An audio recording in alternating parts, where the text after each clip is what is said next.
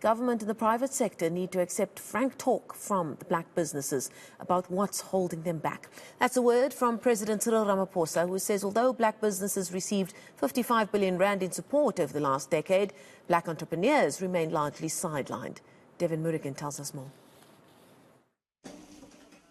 James Vilagazi prepares a dish for his patrons in an impressive makeshift kitchen in the middle of Sandton. And he's been hit with all the curveballs as a small business, from power cuts and onerous regulation to limited funding options. Support from big business also doesn't come easy. For instance, a client saying to, like, my budget is 80 Rand per head. You know, it's near impossible for me to factor in my costs in order to deliver this product and still be able to make a profit to make the business sustainable. You know? So sometimes big business will want to dictate to the small business on what the terms of trade should be.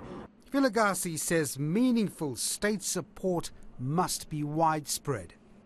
3 decades ago, outfits like these, Mama's Boys, would have been pushed into a black township to operate. Well, 28 years into democracy, there are still barriers plaguing some of these emerging black businesses. Roughly 200 meters away, President Cyril Ramaphosa told black industrialists who were part of a celebrated government empowerment program that the state is aware the economy is too concentrated. We also want a frank discussion about impediments to the expansion of black business, not just from government, but from the private sector as well. And yes, I do invite you to also talk about how government becomes an impediment to the growth of your businesses. The conference showcased about 500 black industrialists and sought to find ways of increasing export volumes of their products.